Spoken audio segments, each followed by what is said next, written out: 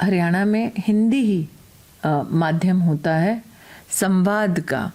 तो जब आप ये मेरे को तेरे को सुनती हैं, आप भाषा का द्वंद्व देखती हैं अर्चना जी, और आप जब रेडियो मेवात चलाती हैं तो उसमें जो कलोकियल भाषा, हमारे देश में 16,000 से ज़्यादा भिन्न भिन्न डायलेक्ट्स हैं, 125 ऐसी भाषाएं हैं जिसको राष्ट्रीय स्तर पर समझा जाता है, जाना जाता है। 22 से ज़्यादा भाषाओं में एक संवैधानिक दर्जा और संवाद का एक पुख्ता माध्यम माना जाता है। तो जब आप एक गांव में, एक ज़िले में रेडियो का संचालन करवाती हैं, उसमें स्थानीय भाषा या शैली का कितना प्रभाव होता है या आपको कितना अध्ययन करना पड़ता है? सबसे बड़ी बात है कि स्मृति जी, आप तो स्वयं मंत्री रह चुकी हैं इंफॉर्मेशन ब्रॉडकास्टिंग की, और जो आप जानती हैं कि कम्युनिटी रेडियो जो है उसी मंत्रालय के द्वारा चलाया जाता है। और भाषा का जो सामुदायिक रेडियो जो रोल प्ले करते हैं भाषा को प्रिजर्व करने में, वो आई थिंक अनमैच्ड है और यूनिक है।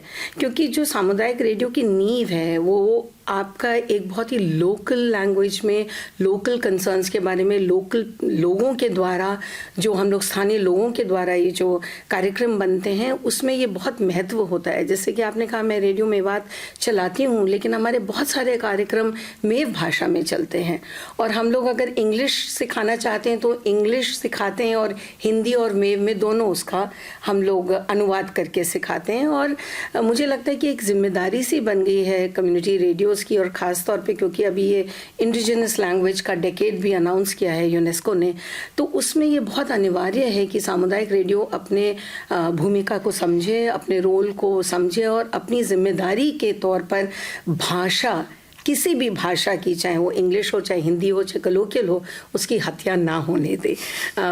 और हालांकि मैं लखनऊ की हूँ और अच्छी हिंदी बोलती हूँ, लेकिन फिर भी यहाँ रहते रहते दिल्ली में इतने साल और सबकी बातें सुन के कहीं खुद अफसोस होता है कि वो कहाँ गई वो भाषा। मुझे बताएं अर्चना जी, आपने एक टूल किट भी बनाया। वैसे टूल किट राजनीति में बहुत ही मुझे लगता है पॉजिटिव दृष्टि से वर्ड नहीं देखा जाता, शब्द नहीं देखा जाता, लेकिन SDG गोल्स हैं। एक ग्रामीण अंचल में SDG गोल्स जो संयुक्त राष्ट्र की देन है कि हर राष्ट्र किन मापदंडों पर खरा उतरे, ये संकल्प राष्ट्रीय हो, ये प्रयास राष्ट्रीय हो, उसके संदर्भ में आप एक व्यवस्था बनाती हैं कि आपके ज़िले में, नूह में लोगों को पता चले कि वो क्या राष्ट्रीय अंतर्राष्ट्रीय कल्पना है विकास की। तो उसे आप कैसे कम्युनिटी रेडियो के माध्यम से पहुंचाती हैं? सबसे बड़ी बात यह कि ये कल्पना नहीं है, ये सच्चाई है, और इस सरकार ने इसको सच्चाई में परिवर्तित करने का एक प्रयास किया है, मुहिम उठाया है। यदि आप देखें तो SDG गोल्स क्या हैं, सतत गोल्स क्या हैं हमारे, ये हमारे जीवन को छूने वाली सारी बातें हैं। और ये सरकार भी जब प्रधानमंत्री जी ने इसको साइन किया है 2015 में, तो हमारी बहुत सारी स्कीम्स जो हैं वो इन्हीं सतत गोलों के इर्द गिर्द हैं। चाहे आप स्वच्छता अभियान देख लीजिए, चाहे आप महिला आरक्षण देख लीजिए, चाहे महिलाओं का उत्थान देख लीजिए, तो ये सारी चीज़ें उसमें कमिटेड हैं। 17 गोल हैं, 169 ग्लोबल टारगेट्स हैं, और हमारा देश भी अपने लोकल टारगेट्स बनाता जा रहा है।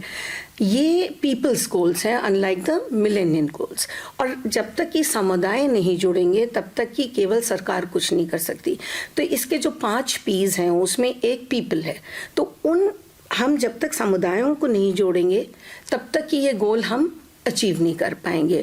और इसीलिए सामुदायिक रेडियो फिर से एक अहम भूमिका निभा रहा है कि जहां इन गोल्स को ये टूल किट में पूरा इनको डिकंस्ट्रक्ट किया गया है और सरकारी स्कीमों से जोड़ा गया हो। जैसे कि क्लाइमेट चेंज की अगर हम बात करें तो जो लाइफ के 75 गोल्स प्रधानमंत्री जी ने लॉन्च किए हैं, वो सारे हम लोग डिकंस्ट्रक्ट करके लोगों तक पहुंचा रहे हैं, और उसका बहुत प्रभाव पड़ रहा है। हम देख रहे हैं कि क्लाइमेट चेंज का मुद्दा हो, विमेन एम्पावरमेंट का मुद्दा हो, फाइनेंशियल इंक्लूजन का मुद्दा हो, हेल्थ फॉर ऑल का मुद्दा हो, PMGY, I can go on forever. मतलब इतना काम हम लोग इसके अंदर कर रहे हैं। मुद्दों का विश्लेषण कर रही हैं, कहीं ना कहीं वही राह है संकल्पित भारत का कि हम सब मिलकर एक विकसित राष्ट्र बनाएं।